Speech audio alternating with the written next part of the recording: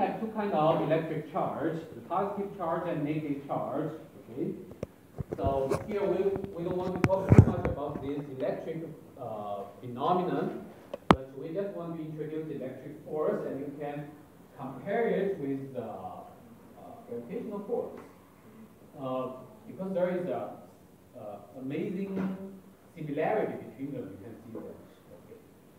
Okay. And we know that the electric force between the charge can be summarized in like charge repel with each other and unlike charge attract each other, right? I think you all know this kind of phenomenon, right? And this kind of force is called the electrostatic force. And electrostatic force is one of the fundamental forces in the universe. Gravitational force is another kind of fundamental force. And tension, frictional force, normal force, these forces, they are not fundamental forces. In fact, most of them are some result of the electric force. Okay, for example, if you think about why you have tension, because you cannot break the string. Why you cannot break the string? Because the molecules inside of the string has some attraction. What is the attraction? Basically, it's the electric force between the molecules. So the tension is a result of those microscopic electric force. Okay, so they are non-fundamental forces. Now, let's give you the, by the way, for the charge, the unit is called Coulomb, okay, or C. And because that's a very large unit, 1 Coulomb of charge is huge, okay? So we use some smaller units like MC, just like a millimeter, and mu C, MC is 10 to the power of -3 C. Mu C is 10 to the power of -6 C. NC, this is nano-coulomb, is 10 to the power of -9 C. And PC, okay, that's 10 to the power of pico, yes. 10 to the power of -12. Okay, so you need to be familiar with these units. Okay. Then the electrostatic force between two point charges will be given by this equation, Coulomb's law. K Q1 Q2 divided by R squared. Okay, Q1 Q2 are the charges of the two particles. R will be the distance between the two charges. Okay, can you see the similarity here?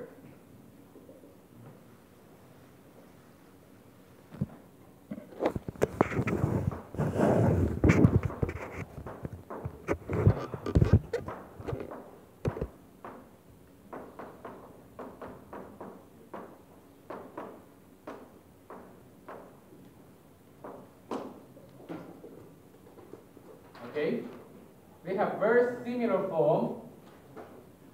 Here depends on the mass of the particle. Here depends on the charge of the particle. Of course, they have different constants because they are different phenomena. And the similarity here actually inspired Einstein, okay, Albert Einstein, tried to unify the two forces.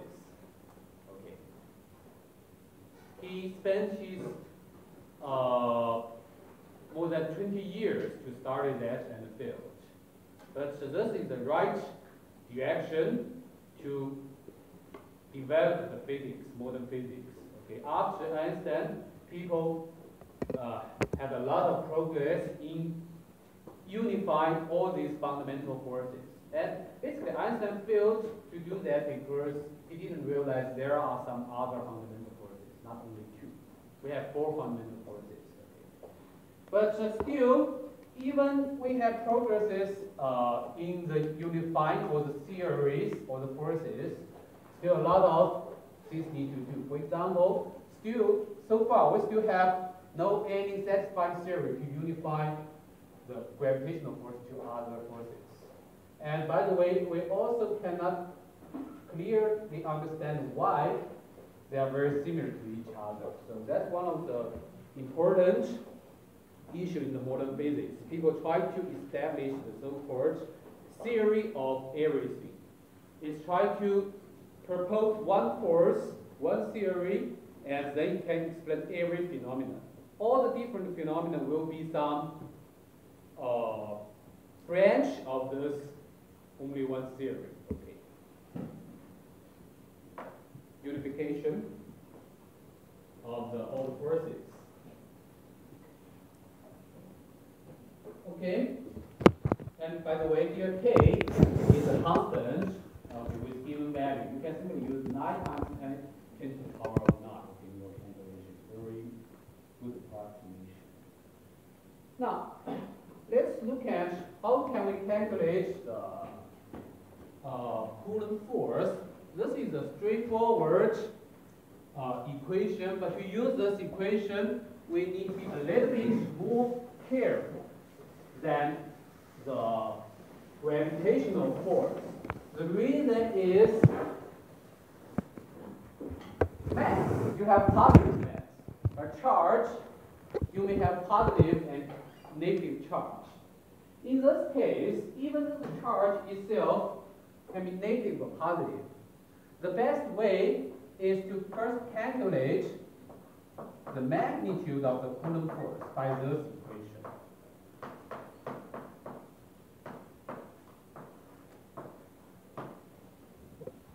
So when you calculate, first you calculate the magnitude of Coulomb force by putting only the positive value for two charges, no matter if it's positive or negative. So you just put the absolute value. Okay. And then this will only give you the magnitude of the Coulomb force. It wouldn't tell you any information about the direction. After that, you determine the direction from the simple fact that like charge repels and unlike charge attracts. Okay. So for example, here we have two charges. Q1 equals to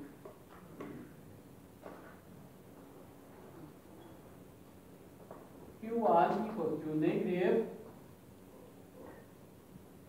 1 and C. Okay. So basically is negative 1 multiplied by 10 to the power of negative 3C. Okay. And Q2 equals to positive 2 times 10 to the power of negative 3C. Okay.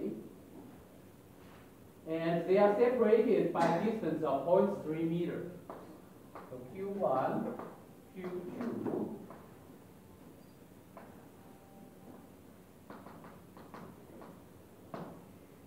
And then,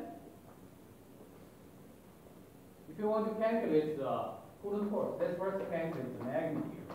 So when you calculate magnitude, you are going to use K, Q1, Q2 divided by R squared. So here you are going to use all positive quantities, right? 9 times 10 to the power of 9 multiplied by 1 times 10 to the power of negative 3. Here you only use absolute value. Multiplied by 2 times 10 to the power of negative 3. Divided by 0.3 squared.